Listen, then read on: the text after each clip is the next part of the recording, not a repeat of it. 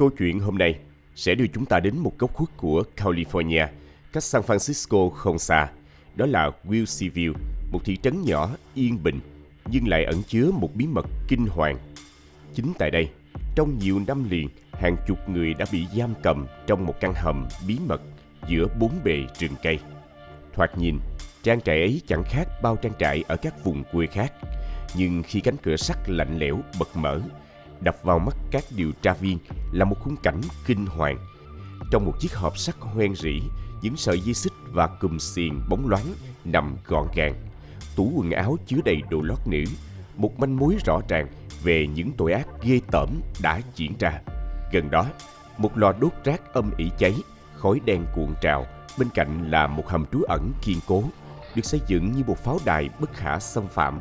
Cánh cửa hầm nặng nề bật mở, lộ ra một không gian tối tăm, ẩm thấp. Những bức tường bê tông lạnh lẽo được phủ kín bởi những bức ảnh của 25 cô gái trẻ, đôi mắt họ như đang cầu cứu. Theo ước tính ban đầu, cảnh sát đã tìm thấy hơn 20 cơ thể lạnh ngắt trong các ngôi mộ ngay dưới hầm. Tuy nhiên, con số này còn tăng lên khi công tác khai quật tiếp tục. Ngay tại ngôi nhà của mình, hai kẻ sát nhân đã cùng nhau gây dựng nên một ngục tối khiến cả nước Mỹ chấn động. Từ thời thơ ấu đầy ám ảnh, cuộc gặp gỡ định mệnh, cho đến những kế hoạch ra tay lấy mạng người tàn độc và cuộc sống địa ngục mà các nạn nhân phải trải qua trong hầm trú ẩn đã được phơi bày. Các bạn đang theo dõi kênh Văn Tùng Siêu Kỳ Án và mình là Hoài Bảo. Nếu các bạn yêu thích phá án và những câu chuyện trinh thám hấp dẫn, hãy để lại một like và một subscribe để ủng hộ cho Văn Tùng Siêu Kỳ Án. Còn bây giờ, mời các bạn theo dõi vụ án hôm nay. Vào ngày 25 tháng 7 năm 1984, Deborah Dubs, người mẹ trẻ của một đứa bé lên 1 tuổi, đã vui vẻ mở cửa chào đón hai vị khách lạ, giới thiệu mình là những người quan tâm đến chiếc máy quay video đang rao bán. Họ tỏ ra lịch sự và chuyên nghiệp đến mức Deborah không hề nghi ngờ.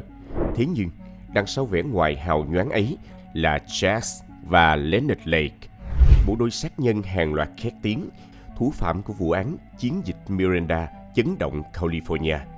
Từ nhiều tháng trước, chúng đã lên kế hoạch tàn độc, và giờ đây, căn nhà yên bình của Deborah trở thành mục tiêu tiếp theo. Deborah hoàn toàn tin tưởng hai vị khách này. Chồng cô, Harvey, đã đăng quảng cáo trên báo địa phương và họ đến để xem hàng. Cô không hề hay biết cuộc đời mình sắp bước sang một trang mới, đầy rẫy những nỗi kinh hoàng. Giữa cái nắng gay gắt của mùa hè, cuộc sống của gia đình Deborah Dubs ở California diễn ra êm đềm. Thế nhưng, chỉ trong chớp mắt, mọi thứ đã đảo lộn hoàn toàn.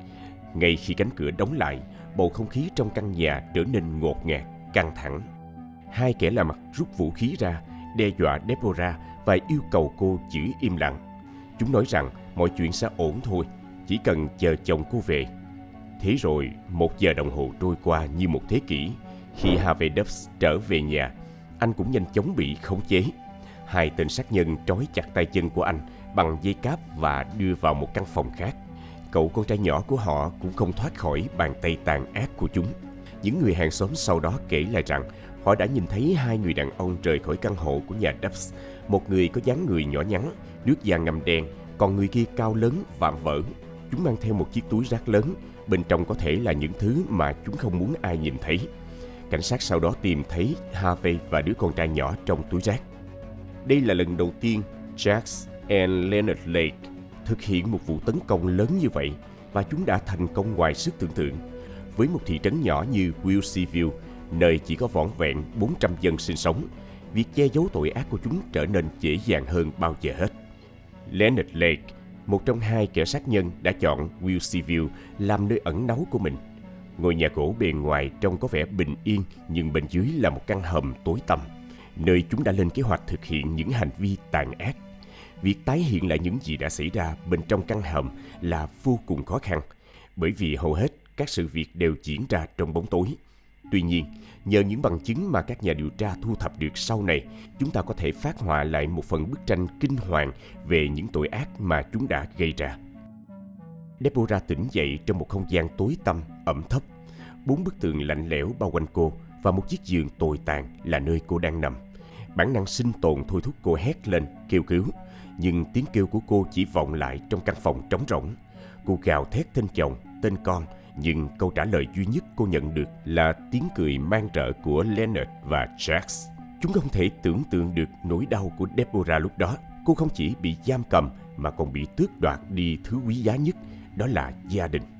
Chúng tàn nhẫn thông báo cho cô rằng chồng và con trai cô đã bị chúng xử lý và đã được chôn vùi sâu trong rừng. Để tăng thêm nỗi đau cho cô, chúng kể lại chi tiết về bữa ăn cuối cùng của Harvey, một chiếc bánh mì kẹp thịt mà chúng đã chuẩn bị. Theo những bằng chứng thu thập được, Deborah, người phụ nữ trẻ tội nghiệp, không thể chịu đựng được những đau khổ mà Leonard và Jax gây ra.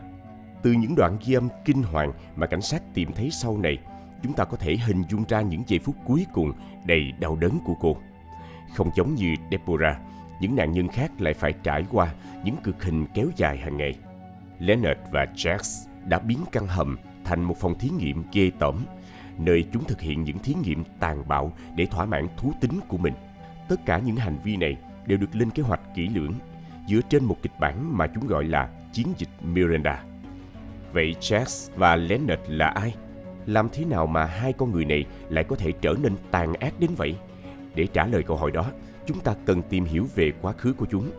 Mặc dù có những điểm chung trong tội ác, nhưng Jax và Leonard lại có những tính cách và cuộc đời hoàn toàn khác biệt. Điều gì đã khiến chúng đến với nhau và cùng nhau tạo nên một bộ đôi sát nhân khét tiếng? Leonard Thomas Lake, chủ nhân của căn nhà cổ và hầm trú ẩn kinh hoàng, sinh ngày 29 tháng 10 năm 1945 tại San Francisco, California. Tuổi thơ của hắn đã gieo những mầm mống đen tối cho một tương lai đầy tội ác. Cha của Leonard đã bỏ đi khi hắn còn rất nhỏ, còn mẹ thì không lâu sau đó cũng rời bỏ, để lại hắn cho ông bà ngoại nuôi dưỡng. Sự thiếu vắng tình cảm gia đình từ thuở ấu thơ đã để lại những vết sẹo sâu trong tâm hồn Leonard. Dù thông minh và học giỏi, nhưng từ nhỏ Leonard đã bộc lộ những dấu hiệu bất thường. Hắn thường lẻn vào phòng tắm để chụp ảnh lén những cô em họ. Khi bị phát hiện, thay vì nghiêm khắc khiển trách, bà ngoại của hắn lại cho rằng đó chỉ là trò nghịch ngợm của trẻ con. Thậm chí, khi Leonard cầm dao đe dọa một cô em họ, bà vẫn cố gắng bao che cho hắn. Những hành vi lệch lạc của Leonard ngày càng trở nên nghiêm trọng hơn. Việc không bị trừng phạt đã khiến hắn tin rằng mình có thể làm bất cứ điều gì mà không phải chịu bất kỳ hậu quả nào. Ôi, thật khó để hình dung về một thời đại mà những hành vi lệch lạc như vậy lại được bao dung đến thế. Leonard đã lớn lên trong một môi trường thiếu hẳn sự quan tâm và giáo dục đúng đắn. Không ai dám đối mặt với những vấn đề mà cậu bé đang gặp phải. Không ai dám thừa nhận rằng cậu cần sự giúp đỡ từ bác sĩ. Trong xã hội lúc bấy giờ, việc tìm đến bác sĩ tâm lý là điều tối kỵ. Người ta e ngại bị cho là khác thường hoặc bị điên.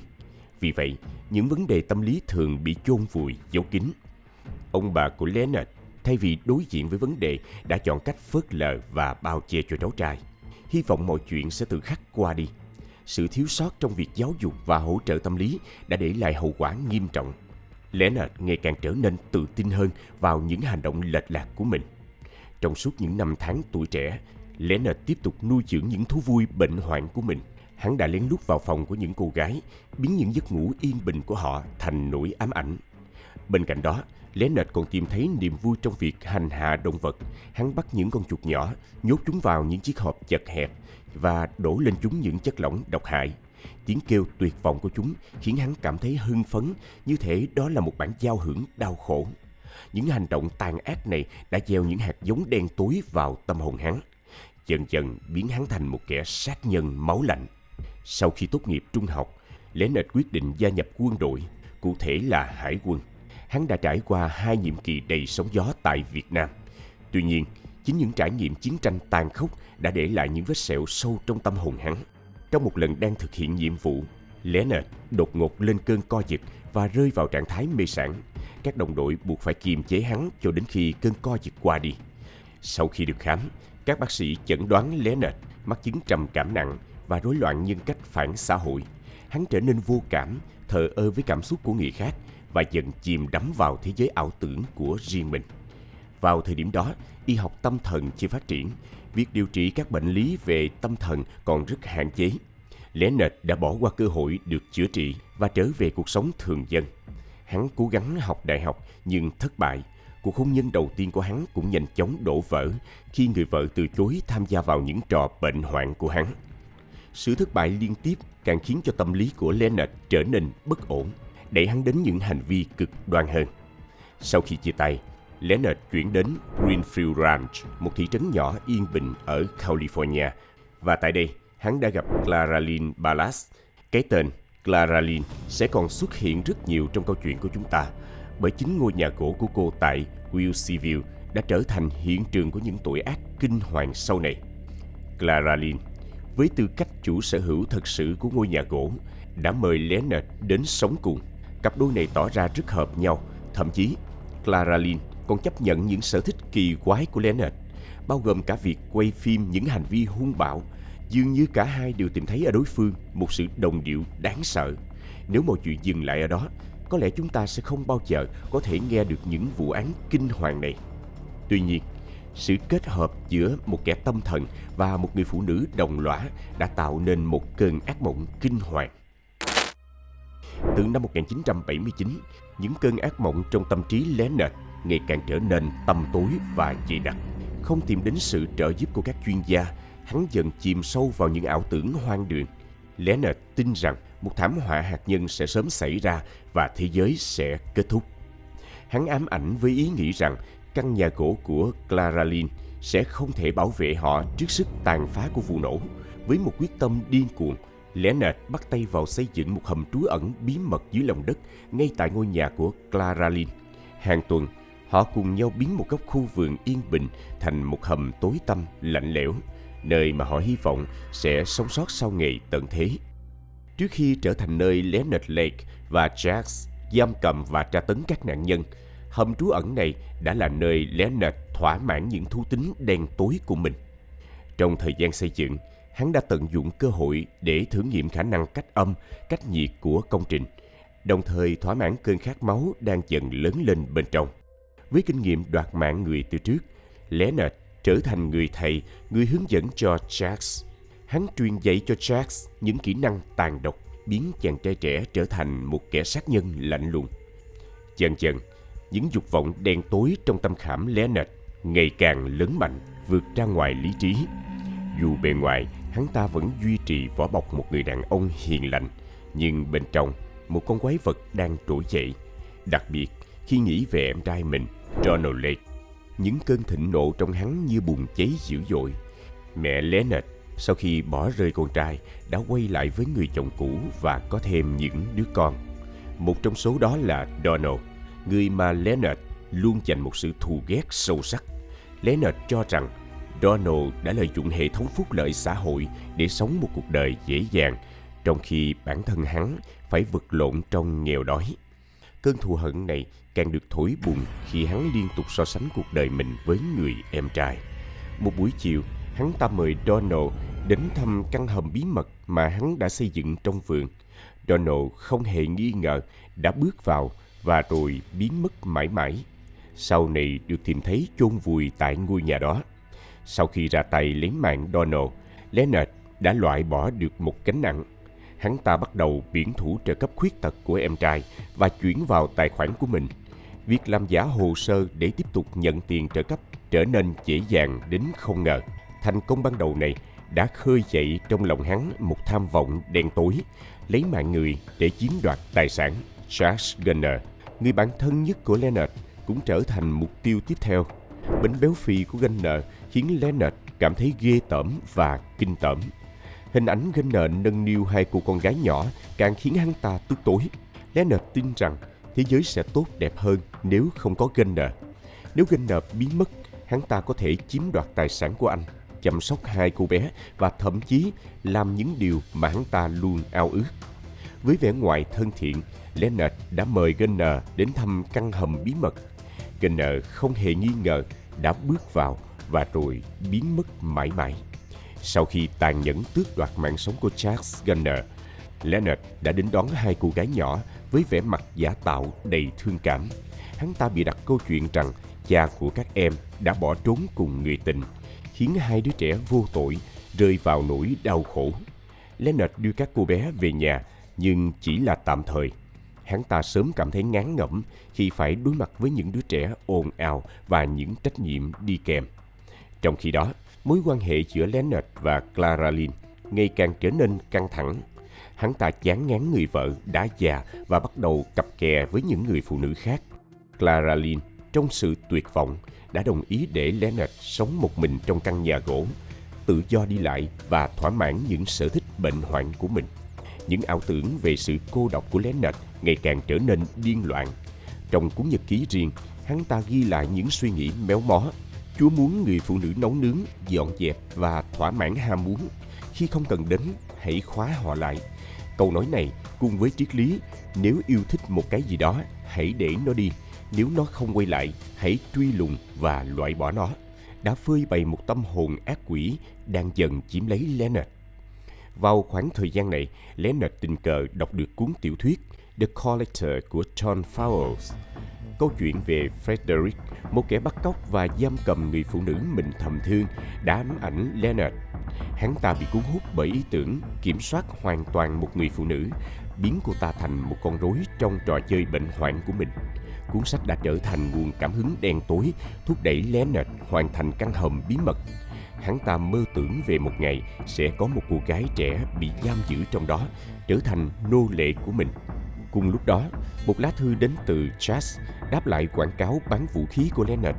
Trong Chas, Leonard nhìn thấy một bóng ma của chính mình, một kẻ cô độc mang trong lòng những nỗi bất mãn sâu sắc về xã hội. Chúng nhanh chóng đồng cảm với nhau và một mối quan hệ độc hại bắt đầu hình thành. Khi Chas đến, Leonard đã từng thoáng qua ý định lấy mạng anh ta, nhưng Chas có vẻ ngoài tội lỗi và câu chuyện đầy bi kịch về cuộc đời đã khơi dậy trong Leonard một cảm giác đồng cảm kỳ lạ. Chas trở thành một người bạn đồng hành, một kẻ đồng lõa trong những âm mưu đen tối. Leonard đề nghị Chas ở lại căn nhà gỗ của mình. Trong hầm trú ẩn bí mật, hắn ta giới thiệu cho Chas cuốn sách The Collector. Ánh mắt của Leonard khi nhìn Chas lúc đó chứa đựng một thứ gì đó đáng sợ, một dự tính về một tương lai đầy rùng rợn. Ngược lại, Chas với tâm hồn u ám đã tìm thấy trong cuốn sách một tiếng gọi ma quái. Càng đọc, hắn càng bị cuốn hút vào thế giới bệnh hoạn của Frederick, mơ ước được kiểm soát một người phụ nữ như vậy. Từ đó, một mối liên kết bệnh hoạn hình thành giữa hai người đàn ông. Họ cùng nhau lên kế hoạch vẽ ra những viễn cảnh kinh hoàng về việc biến hầm trú ẩn thành một nhà tù, nơi họ có thể thỏa mãn những ham muốn đen tối nhất. Trong những cuộc trò chuyện đó, chúng đã phác thảo chi tiết kế hoạch bắt cóc một cô gái trẻ, giam cầm và tra tấn cô ta. Chúng gọi đó là chiến dịch Miranda, một bản sao méo mó của câu chuyện trong cuốn sách. Với sự hưng phấn bệnh hoạn, chúng đã lên kế hoạch từng bước một, từ việc chọn mục tiêu đến cách thức thực hiện. Nói cách khác, chúng đã cùng nhau xây dựng một thế giới sai trái, nơi những ý tưởng đen tối được nuôi dưỡng và phát triển. Khi Chas đến, Leonard đã không hề che giấu ý đồ của mình. Hắn ta thẳng thắn chia sẻ về cuốn sách và những tư tưởng lệch lạc đang ám ảnh hắn. Dần dần, Chas, người vốn đã mang trong lòng những bóng tối riêng, đã bị cuốn hút vào trò chơi nguy hiểm này. Hắn ta bắt đầu thú nhận những bí mật sâu kín nhất của mình, những nỗi đau khổ và sự thù hận đã tích tụ trong lòng suốt những năm qua. Sinh ra tại Hồng Kông vào một đêm Giáng sinh lạnh lẽo, Chas từ thuở nhỏ đã là một đứa trẻ nổi loạn. Cha cậu là một người đàn ông khắc nghiệt, luôn cố gắng bẻ cong ý chí của cậu con trai bằng những hình phạt tàn nhẫn. Mỗi khi Chas phạm lỗi, một con vật nuôi sẽ phải trả giá bằng mạng sống của mình.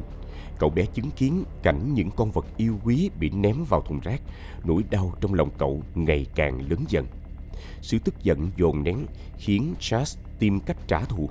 Cậu ta lên kế hoạch phóng hỏa trường học, nơi cậu cho rằng là nguồn cơn của mọi bất hạnh. Tuy nhiên, những âm mưu của cậu ta đều bị phát hiện. Sau khi bị đuổi khỏi trường, Chas trở thành một kẻ cô độc, lang thang trên những con phố. Cậu ta tìm đến bạo lực để giải tỏa nỗi uất ức khi tác động những đứa trẻ khác bằng gậy bóng chày. Sau một thời gian dài lạc lõng, Chas được gửi sang Mỹ. Cuộc sống mới không hề dễ dàng. Cậu ta thất bại trong việc học hành và gia nhập quân đội. Những trải nghiệm đau khổ đã biến cậu thành một kẻ bất cẩn, sẵn sàng làm bất cứ điều gì để thoát khỏi cuộc sống tù túng. Khi gặp Leonard, Charles như tìm thấy một người đồng điệu. Leonard với căn nhà gỗ bí ẩn và hầm trú ẩn đã trở thành một hình tượng đầy sức hấp dẫn đối với Charles. Hắn ta dần xem Leonard như một người thầy, một người dẫn đường đưa hắn đến một thế giới đen tối mà hắn luôn khao khát. Để rèn luyện kỹ năng cho Charles, Leonard đã đưa ra một nhiệm vụ đầu tiên. Với kinh nghiệm của mình, Leonard tin rằng Charles sẽ không ngần ngại thực hiện những hành vi tàn ác nữa. Hắn ta đề nghị Charles giả dạng một người đồng tính, đáp lại các quảng cáo hẹn hò trên báo. Khi gặp gỡ những người đàn ông này, nhiệm vụ của Charles là thủ tiêu một cách lạnh lùng, tàn nhẫn. Những nạn nhân này, những người đồng tính bị xã hội kỳ thị, sẽ không nhận được sự quan tâm của truyền thông. Leonard thậm chí còn gợi ý một vài cái tên tiềm năng, những người mà hắn ta đã theo dõi qua các bài báo nhỏ. Ví dụ, vào tháng 4 năm 1984, Jeffrey Askren, 30 tuổi, bốc hơi không dấu tích gần nhà Leonard. Chiếc xe của nạn nhân được tìm thấy tại hiện trường. Vào một đêm tháng 7, Donald Giulitti, 36 tuổi, đã bị bắn và tử vong ngay tại cửa nhà mình. Bạn cùng phòng may mắn sống sót đã mô tả hung thủ là một người châu Á thấp bé đeo kính. Đáng chú ý là tối hôm đó, Donald Giulitti đã hẹn gặp một người qua quảng cáo trên báo dành cho cộng đồng LGBT. Và thế là Charles đã hoàn thành nhiệm vụ đầu tiên của mình dưới sự hướng dẫn của Leonard Lake. Chỉ vài ngày sau, họ tiếp tục hành trình tàn sát bằng việc đột nhập vào nhà Deborah Dubs. Mục tiêu tiếp theo được nhắm đến qua một quảng cáo trên báo. Việc Askren, Giulitti và Deborah Dubs bị chúng ra tay đánh dấu sự khởi đầu của một chuỗi tội ác kinh hoàng. Leonard và Charles đã hình thành một bộ đôi sát nhân tàn nhẫn, chuyên nhắm vào những người đồng tính đăng quảng cáo hẹn hò.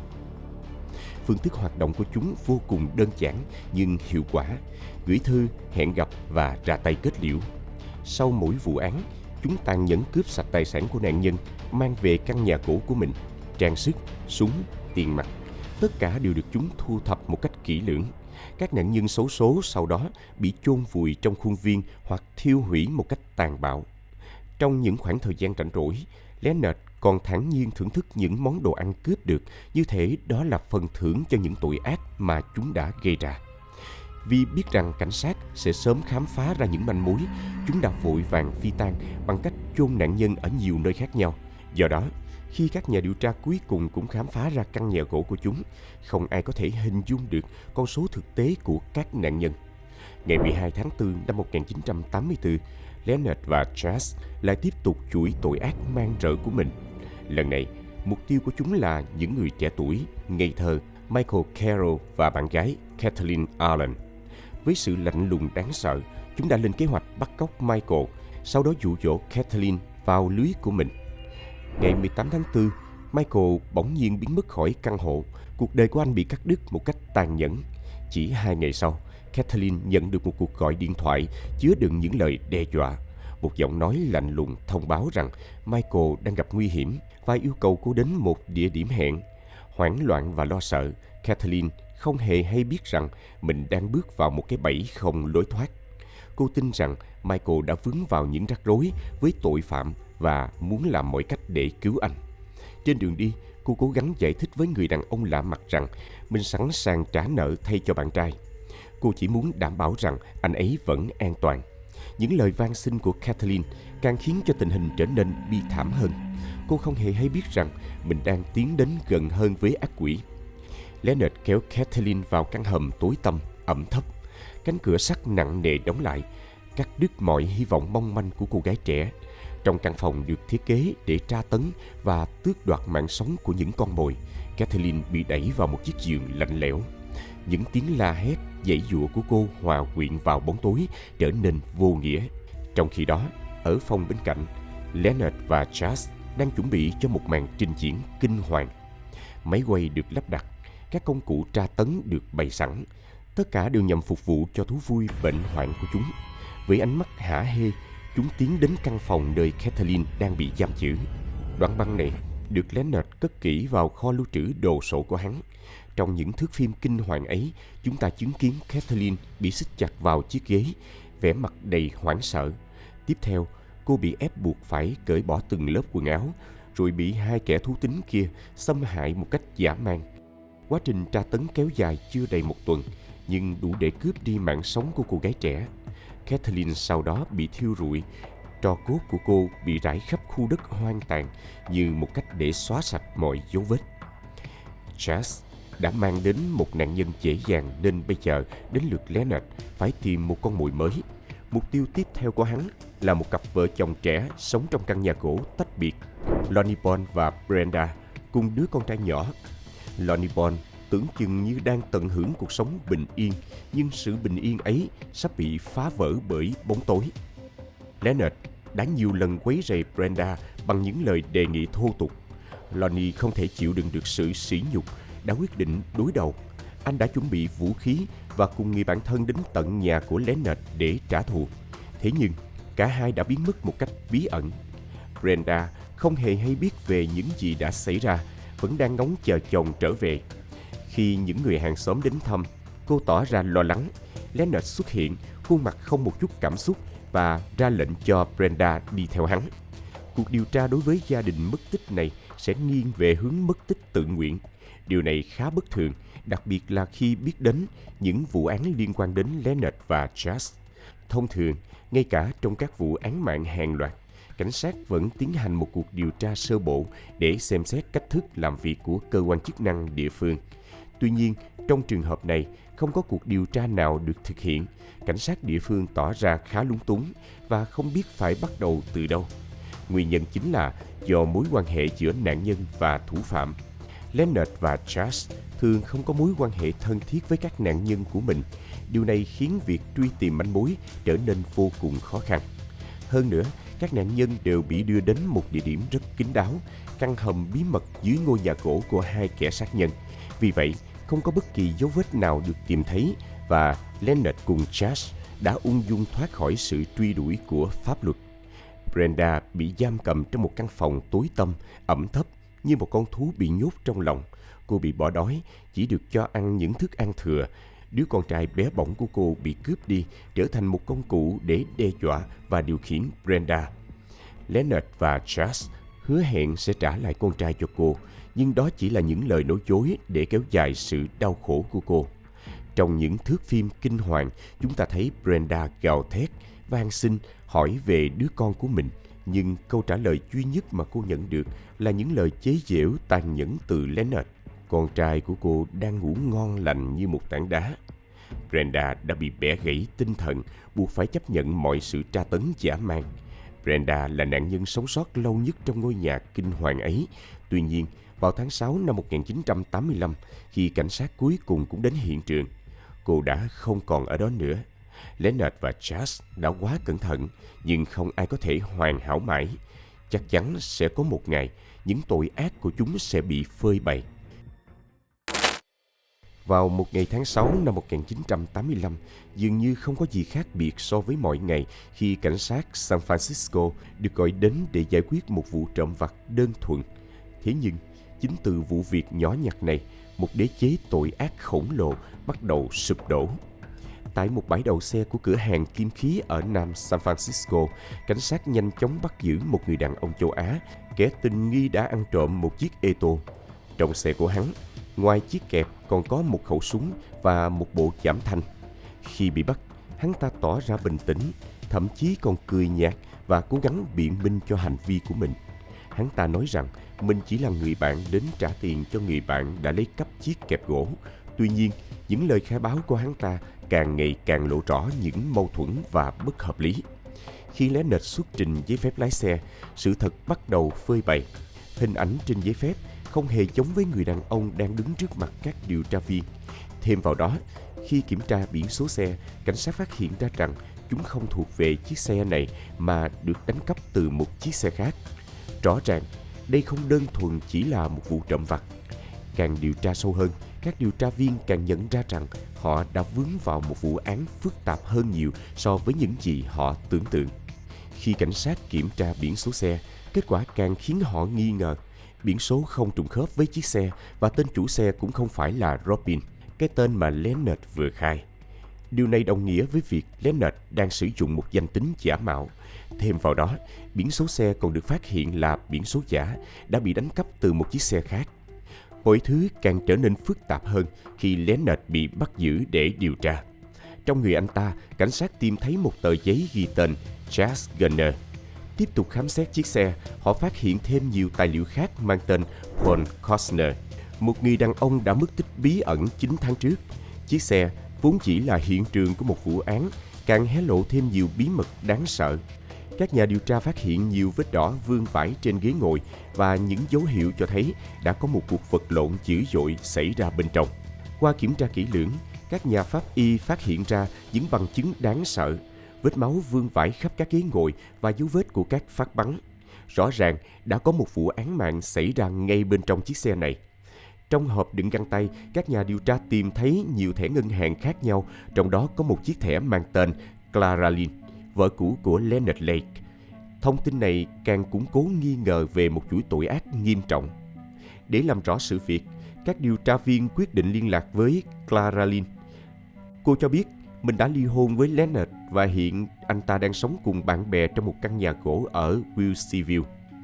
Clara Lynn đồng ý hợp tác và đưa các điều tra viên đến ngôi nhà này vào ngày hôm sau, với điều kiện họ phải có lệnh khám xét. Ngày hôm sau, một đội cảnh sát được triển khai đến Wilseyville để chờ Clara Lynn dẫn đường đến căn nhà gỗ của Leonard. Tuy nhiên, người phụ nữ đã khiến các nhà điều tra phải chờ đợi khá lâu. Hóa ra, Clara Lynn đã dành cả buổi sáng để dọn dẹp căn nhà gỗ, cố gắng xóa bỏ mọi dấu vết của những hành vi man rợ mà Leonard và Chas đã gây ra. Cô ta biết rằng Leonard và Chas không chỉ giam giữ các nạn nhân trong căn hầm tối tăm, mà còn thực hiện nhiều hành vi tàn ác khác ngay tại căn nhà gỗ.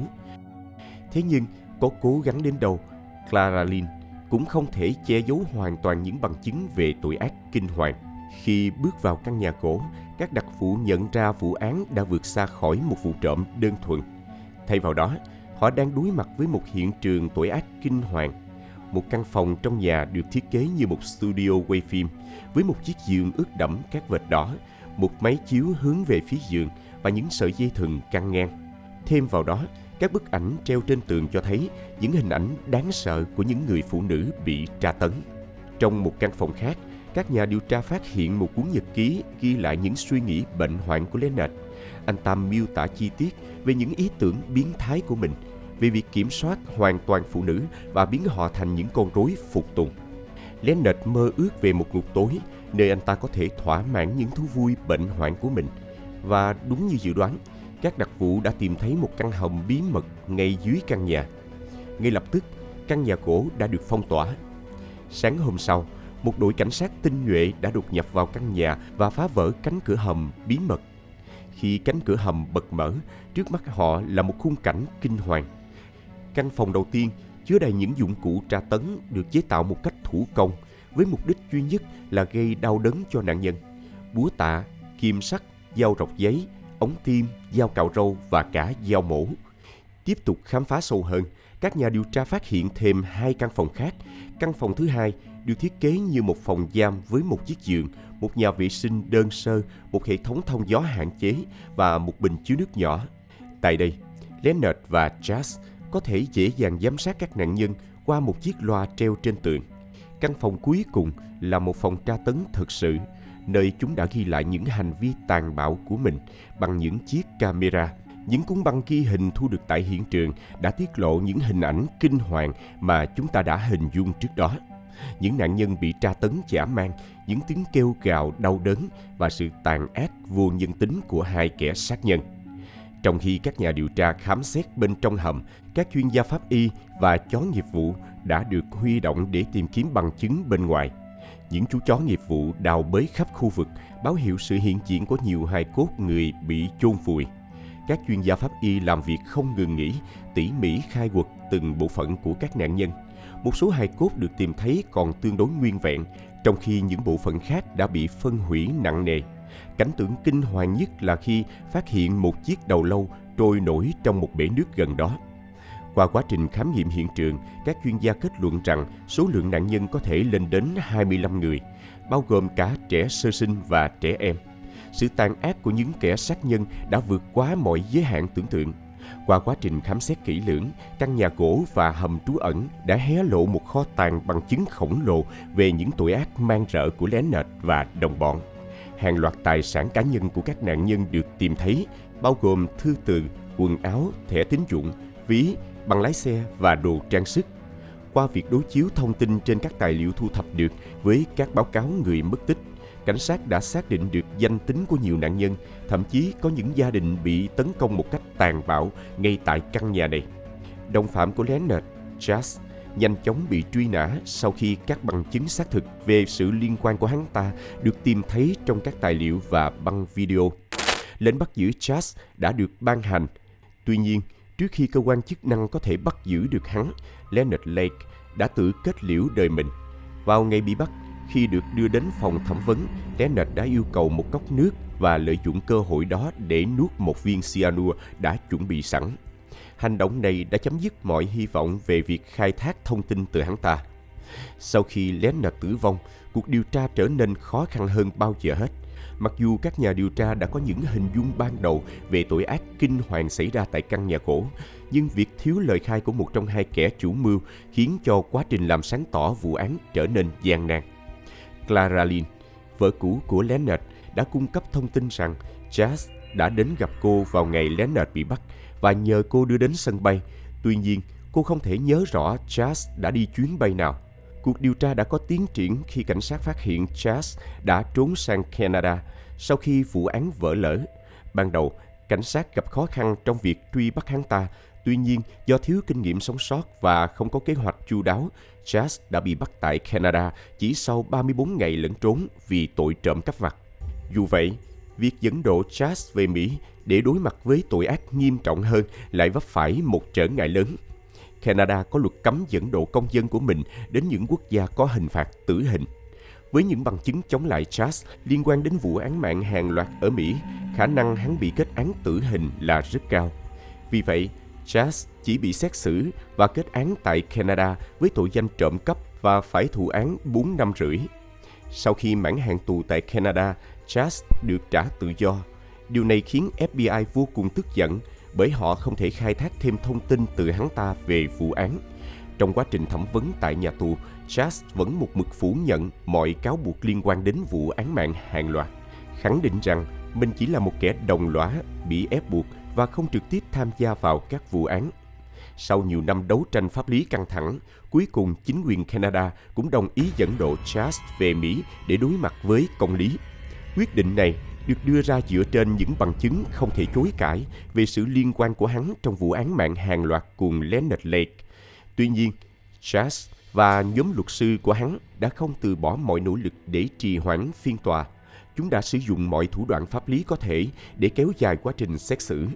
Phải mất tới 13 năm kể từ khi vụ án được phanh phui, Chas mới chính thức đứng trước vành móng ngựa tại Mỹ. Trong suốt thời gian chờ đợi dài đằng đẵng này, dư luận xã hội không khỏi phẫn nộ trước sự chậm trễ của quá trình pháp lý. Nhiều người đã lên tiếng chỉ trích những thủ đoạn trì hoãn của Chas và yêu cầu cơ quan chức năng sớm đưa hắn ta ra xét xử để đảm bảo công lý được thực thi. Phiên tòa xét xử Chas chính thức khai mạc vào năm 1998 với lượng bằng chứng khổng lồ bao gồm tài sản cá nhân của các nạn nhân, băng ghi âm, nhật ký, 20 ký hài cốt và xương người, video ghi hình các vụ tra tấn và những chi tiết rùng rợn về hầm trú ẩn. Phiên tòa dự kiến sẽ kéo dài 8 tháng. Đây được dự đoán là một trong những phiên tòa phức tạp và tốn kém nhất trong lịch sử tư pháp Hoa Kỳ. Trước khi phiên tòa diễn ra, quá trình điều tra vụ án đã tiêu tốn hơn 10 triệu USD.